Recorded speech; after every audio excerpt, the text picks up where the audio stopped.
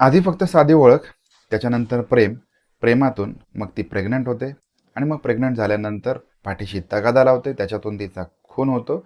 ही सांगणारी ही सत्य घटना घडलेली आहे. पुण्यामध्ये पुण्यामध्ये एक कॅब ड्रायव्हर आहे, त्याचं नाव गोरख असं समोर येतं आहे. हा कॅब ड्रायव्हर आपला पुण्यामध्ये दिवसभर व्यवसाय करत असतो. त्याला बायको आहे, घर परिवार आहे. असं असताना देखील त्याची ओळख एका ब्युटी पार्लरमध्ये कामाला जाणाऱ्या एका महिलेसोबत होते.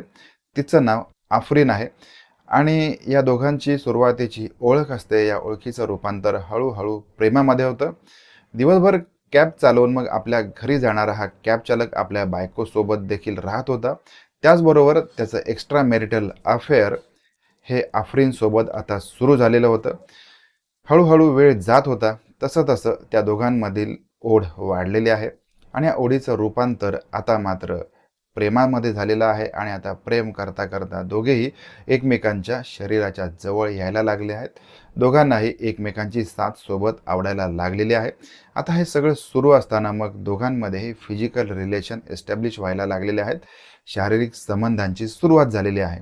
त्या दोघांचे शारीरिक संबंध सुरू असताना आफरीनला जाणीव झालेली आहे की ती आता गरोदर राहिलेली आहे आणि आता ती कशामुळे गरोदर राहिलेली आहे हे देखील तिला समजलेलं आहे. ती अविवाहित होती.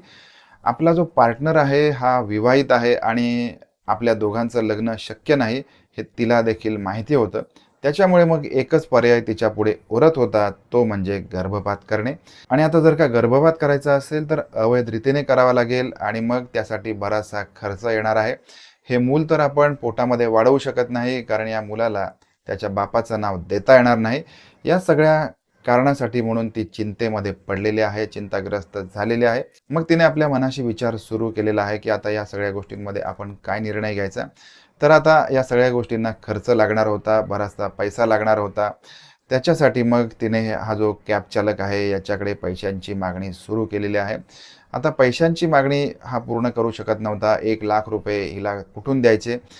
त्याच्यामुळे मग या दोघांमध्ये वाद सुरू झालेले आहेत. आफरीनच्या पोटामध्ये वाढणाऱ्या मुलाची आपण जबाबदारी घेऊ शकत नाही, त्याचबरोबर आपण तिला 1,00,000 रुपये ही देऊ शकत नाही, असा तो आपल्या मनाशी विचार करत होता. त्याच्यामुळे मग ज्या वेळेला आफरीन त्याच्याशी पैशांची मागणी करत होती त्यावेळेला या दोघांमध्येही भांडण होत होतं आणि हे भांडण अनेक वेळेला विकोपाला जात होतं.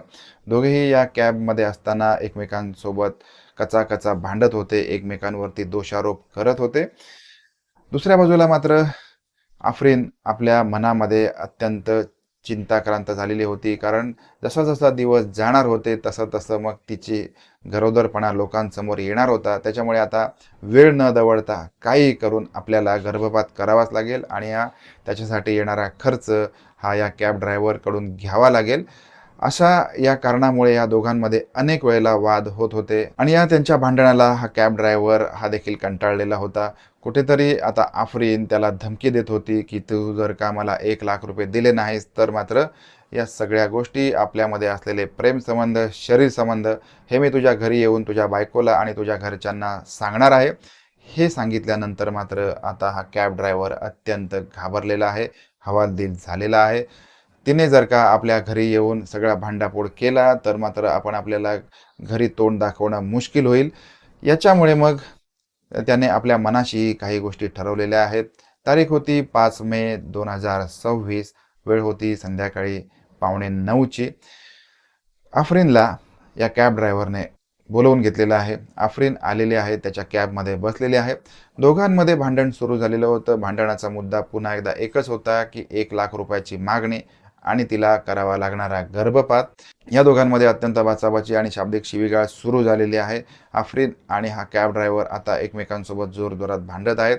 आता या कॅब ड्रायव्हरने आपली जी गाडी आहे, आपली कॅब ही वव्हाळवाडीच्या दिशेने सुरू केलेली आहे. वव्हाळवाडीच्या एका निर्जन रस्त्यावरती तो येऊन थांबलेला आहे आणि अत्यंत रागापोटी आपल्या प्रेयसीचा गळा त्याने आवळायला सुरुवात केलेली आहे. आफरीनने हातपाय झाडायला सुरुवात केलेली आहे, पण त्याच्या ताकदीपुढे आफरीनचा विरोध कमी पडत होता. आफरीनने हातपाय झाडणं बंद केलेलं आहे. ती कायमची शांत झालेली आहे. आता मात्र या कॅब ड्रायव्हरचे डोळे उघडलेले आहेत. आपल्या हातून एक खून झालेला आहे. रागाच्या भरामध्ये केलेल्या खुनाचं आता करायचं काय? तर त्याच निर्जन रस्त्यावरती त्याने तिचा मृतदेह एका रस्त्याच्या कडेला फेकून दिलेला आहे आणि आपल्याला काहीच झालेलं नाही, आपल्या हातून काहीच झालेलं नाही अशा आविर्भावामध्ये तो आपल्या घराकडे निघून गेलेला आहे. दुसरा दिवस उजाडला, आजूबाजूला वर्दळ सुरू झाली.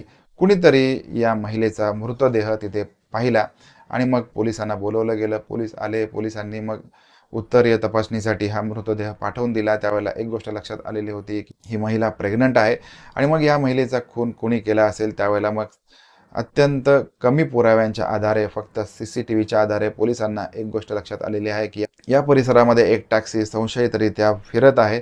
त्यावेळेला मग या टॅक्सीच्या नंबरच्या आधारे या कॅब ड्रायव्हरपर्यंत पोलीस पोहोचलेले आहेत आणि मग तिथे गेल्यानंतर त्याला ताब्यात घेतलेला आहे आणि मग त्याची चौकशी देखील सुरू केलेली आहे. पोलिसांच्या तपासाच्या दरम्यान या कॅब ड्रायव्हरने आपला गुन्हा कबूल केलेला आहे आणि त्याच्यासोबत जे झालेलं होतं किंवा त्याने हा खून कशासाठी केलेला होता हे देखील पोलिसांना सांगितलेलं आहे. खूप वेळेला शरीर संबंधामध्ये असलेल्या उतावळेपणाबद्दल दोन जेव्हा तरुण आणि तरुणी एकमेकांसोबत एकत्र येतात त्यावेळेला त्यांच्यामध्ये शरीर संबंध होतात, पण हे शरीर संबंध होत असताना पुढे घडणाऱ्या ज्या गोष्टी असतात ह्या बाकी त्यांच्या मनामध्ये येत नाहीत. त्याच्यामुळे मग अशा गर्भधारणा होतात आणि मग या गर्भधारणेमधूनच असे अनैतिक प्रकार आणि खून घडत असतात. त्याच्यामुळे मग आपण सगळ्यांनी अखंड सावध राहिलं पाहिजे.